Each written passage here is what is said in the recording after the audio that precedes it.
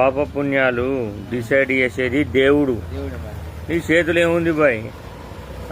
నేను అది చేస్తా, నేను ఇది చేస్తా, నాతో ఐదు అవుతుంది, నీతోనే అవుతుంది. నీతో ఏం కాదు, నాతో చూడ ఏం కాదు. శ్మశాన వాటికల శివుడు ఉన్నాడు, తీసుకొచ్చింది ఆయన తీసుకొచ్చింది ఉత్తరాలే. ఒక కన్న తల్లిదండ్రితో నువ్వు వచ్చినావు. తీసుకుపోయేది మూడు నామాల వాడు ఈశ్వరుడు. ఇద్దరు తీసుకొచ్చిన వాడు తీసుకుపోతుంది. ఇది ఇద్దరు తీసుకొచ్చారు, వాళ్ళు పక్కకు జరిగిపోయారు. బాయ్ ఎడుకోతున్నావు, శ్మశాన వాటికలకు పోతున్నావు. పోయినాక ఏమవుతుంది? అయితే గాలెత్తారు, లేకుండా బోంద పెడతారు. ఏడికెళ్ళి వచ్చినావు, ఆడికెళ్ళి పోతున్నావు, పోతలేవా? నా మనవాడు, నా బిడ్డ, నా అల్లుడు, నా కొడుకు, నా కోడలు, ఇది కోళ్ళ సంపాదన అంత అవసరం. పంచాయతీ కూకుంటివి 60-70 వేలు ఆయన అటు ఇటు మింగిటివి. ఏడికొచ్చింది? ఒంగోబడేం తీసుకపోడు. అంత ఉన్నా శివాయ, నా ఉన్నాను వద్దులు అందరితో మంచిగుండు. చచ్చిపోతే నలుగురు మొత్తలేరు రా బాయ్. నిన్ను ఎందుకురా? ఈ సంపాదన ఎందుకు? ఈ తలకాయ నొప్పి ఎందుకు? ఈ బాధలు ఎందుకు? బుక్కడు బోలినావు అనుకో, అరుగుతలేదు. పొద్దులేతో గోలేసుకుంటున్నావు, పొద్దుతో గోలేసుకుంటున్నావు. గోలేస్తే అరుగుతలేదు. ఎందుకు నీ బతుకు చెప్పు? నలుగురు మోసుడే, నిన్ను మోసుడే, నన్ను మోసుడే, నిన్ను మోసుడే, నన్ను మోసుడే. ఆలోచించు, మంచిగుండు. నీ పాలెళ్ళతో మంచిగుంటాడు, జన్మనిచ్చిన తల్లిదండ్రితో మంచుకుంటలేవు, అన్నదమ్ములతో మంచుకుంటలేవు, అక్కేళ్ళతో మంచుకుంటలేవు, ఇంటి పక్క పొంటోళ్ళతో మంచుకుంటలేవు, ఈ పక్క పొంటోళ్ళతో మంచుకుంటావు, ఇంటి ముందటోళ్ళతో మంచుకుంటావు, ఇంటి అనుకోలతో మంచుకుంటావు. ఈ దారి ఏంది? నలుగురు దారి. ఆ నలుగురు కలిసి మొత్తనే నువ్వు శ్మశాన వాటికి పోతావు. లేకపోతే వైకుంఠ రథం తప్ప తమ్మ. నీ బంగ్లాలు ఏం చేస్తాయి? నీ మిద్దెలు ఏం చేస్తాయి? నీ దోస్తులు ఏం చేస్తారు చెప్పు? ఒక్కడేం రాదు. నువ్వు చచ్చిపోయాక 2 మాకెలు, 2 కోళ్ళు, బుక్కడి బువ్వ హోటల్లో కొనుకొచ్చి అని చీరలు తీసుకొచ్చి ఆయన నీకు 3 రోజులు పెట్టి మొక్కుతారు. మొక్కినాక నీకు ఎడకత్తుంది. 3వ నాడు నేను ఆది మర్చిపోతారు. 4వ నాడు నువ్వు ఆదికి రావు. 5వ నాడు ఏదో తినేతానుకు తాగేతానుకు నిన్ను ఆది చేస్తారు. నువ్వు ఉన్న నాడు సింగిల్కు ఛాయ్ కూడా ఓపియనోడు లీటర్ బాటలు తాగుతారు, ఫుల్ బాటలు తాగుతారు. బాయ్ ఆలోచించుకో. ఈ గుట్టలు సంపాదించుడు ఎందుకు చెప్పు? ఆవు 10 మందికి ఉపయోగపడు, 10 మందిని నేను యాద్ చేస్తాడు. అది చాలదా?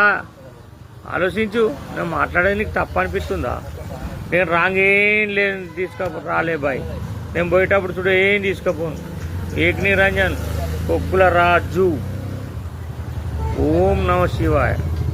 నేను మాట్లాడేది తప్పు అనిపిస్తుంది కావచ్చు. ఎన్ని యువతలు బస్సులు దొక్కి చచ్చిపోతుర్రు, లారీలు దొక్కి చచ్చిపోతుర్రు, యాక్సిడెంట్ అయ్యి చచ్చిపోతుర్రు, 3 దోల కాడ చచ్చిపోతుర్రు, ఆటో టాక్ వచ్చి చచ్చిపోతుర్రు, హాస్పిటల్లో లక్షల రూపాయలు కట్టినా కూడా బతుకుతలేదు, చచ్చిపోతుర్రు. చనిపోయినాక ఏమైంది? పీను దవాఖానలో కూడా ఇస్తలేరు, పైసలు ఇస్తుర్రు. బిజినెస్ బై బిజినెస్, మొత్తం పైసా రాజ్యం. కలియుగమే పైసా. సడకు నమ్ములేదు. అన్న నమ్ముతలేడు, తమ్ముడిని నమ్ముతలేడు. నా లేరు, నీ లేరు. ఆనంగా వచ్చినావు, ఈనంగా పోతున్నావు. మొత్తం పైసా, అంత పైసా మహిమ. ఏక్ నెంబర్ బై ఏక్ నెంబర్. 1 నుంచి లెక్క పెట్టు, 100/100. కానీ ఇప్పుడున్న సిచ్యువేషన్లో కర్మ ఫలితం వాళ్ళు తప్పించుకుంటలేరు. ఎవడి కర్మ వాడు అనుభవించుడే. అయ్యో నా కొడుకు చనిపోయాడు. ఎందుకు చచ్చిపోతారా బాయ్? నీ కొడుకు చెప్పు నాకు. నీ కర్మ అది అంతే. అయ్యో నా బిడ్డ చనిపోయింది, ఎట్లా చనిపోతారు చెప్పు? నీ కర్మ. అయ్యో నా కాలు చేతులు ఎత్తలేవు. నీ కర్మ బాబు, కర్మ. దాన్ని తప్పించుకోలేవు. అయ్యో నాకు వాదం వచ్చింది, ఈ కర్మనే. అయ్యో నా భార్యలు ఎత్తలేదు, 3 సంవత్సరాల నుంచి మంచంలో మోస్తున్నాం. కర్మ బాబు, కర్మను ఎవరు తప్పించుకోలేడు. కర్మ అనేది ఆటోమేటిక్. కర్మ స్టార్ట్ అయిందనుకో, దాన్ని ఎవ్వడు తట్టుకోలేడు. విన్నావా? వాసుదేవుడే తట్టుకోలేడు బాయ్. వాసుదేవుడు అట్లుంటాడే పోయి గాడికాలు పట్టుకున్నాడు. నువ్వెంత అంటే రాంగా వచ్చింది పొంగబోడు అనేది రాంగా తీసుకొచ్చుకున్నది ఎంత ఉంటుందో పొంగబోయేది అంత ఉంటుంది. కానీ నడుమ కొంచెం అంత ఛాన్స్ ఉంటుంది. దాన్ని వినియోగించుకొని నలుగురితో మంచిగా ఉండి అందరితో మంచిగా బతుకు బాయ్. నీ పాలోళ్ళ నీ దగ్గరికి వస్తలేరు ఎందుకురా బాయ్ నువ్వు? నీ హైదరాబాద్లో బిల్డింగ్ లేదుకు, నీ అమెరికాలో బిల్డింగ్ లేదుకు, నువ్వు చచ్చిపోతే నీ పినుగుని తీసుకొచ్చి దానం చేసుడు ఎందుకు? నేను చూస్తే శ్మశానం వాటికి ఏడుతుందిరా బాయ్. ఇంత పాపాత్ముని తీసుకొచ్చి నేను నా గర్భంలో నేను ఎందుకు గాలెత్తున్నా అని శ్మశానం వాటికి ఏడుతుందిరా బాయ్. అటువంటి పని చేయకు. ఆ కుప్పలు జమ చేయకు. ఆ కుప్పలకి వెళ్ళి 10 మందికి ఉపయోగపడే పని చేయి. నేనున్నా బాయ్. నేను పోయేటప్పుడు శ్మశానం వాటిక చూడా, అరే ఇడు ఎందుకు చచ్చిపోయిన రా అని ఏడుతుంది.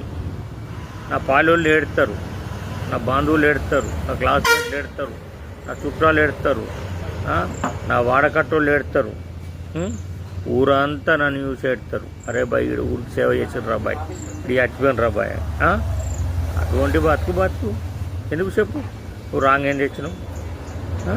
నీ తల్లి గర్భంలోకి వెళ్ళి నువ్వు నీ తల్లి తండ్రి కష్టపడితే 9 నెలలు నీ తల్లి నవమాసాలు మోసి ఉప్పుడు ఉపాసం ఉండి ఉన్నదో తిన్నదో చేసిందో నా గర్భంలో నా కొడుకు మంచుకుండాలని 9 నెలలు చాలా కష్టాలు పడి నేను అన్నది రాబాయి. ఎందుకోసం అన్నది? నా కొడుకు ఒక యోగుడు కావాలి, ఒక యోగి, నా కొడుకు నా పేరు నిలబెట్టాలని అన్నాడు. ఆ కన్నదానికి వాళ్ళ అబ్బాయి పేరు నిలబెట్టు, నీ రక్త సంబంధం, నీ అక్క పేరు నిలబెట్టు, చెల్లె పేరు నిలబెట్టు, నీ అన్నదమ్ముల పేరు నిలబెట్టు, నీ తల్లిదండ్రుల పేరు నిలబెట్టు, మీ అమ్మ నాన్న పేరు నిలబెట్టు, మీ తాతమ్మ పేరు నిలబెట్టు.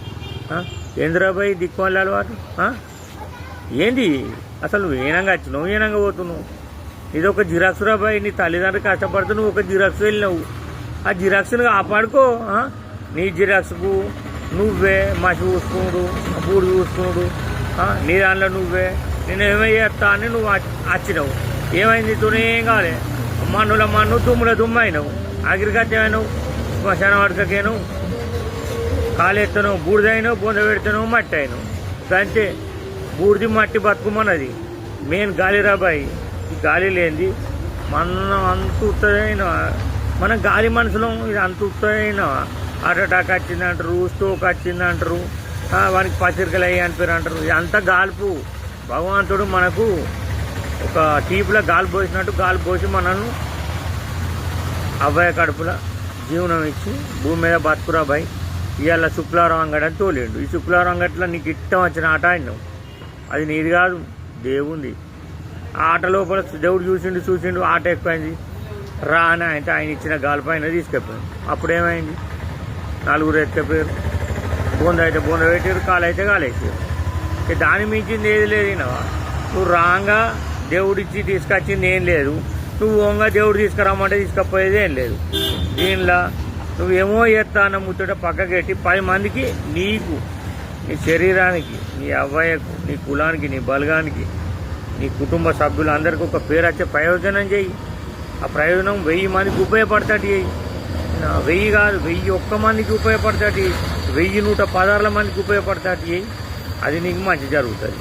ఇక దీని మించి నేనేమో బూరు వీక్తా అంటే నీ బూరు ఓడి వీకుడు అవసరం లేదు. నీ బూరు అయితే బొందల పెట్టుడా, లేకుంటే నీ బూరు తీసుకుపోయి శ్మశాన వాటికల్లా ఆయన కట్టెలలాగా ఆలేసుడా. దీన్ని గమనించి అర్థం చేసుకో. నేను అందరిని ఉద్దేశించి మాట్లాడతలేను, సబ్జెక్టు మాట్లాడుతున్నా బాయ్.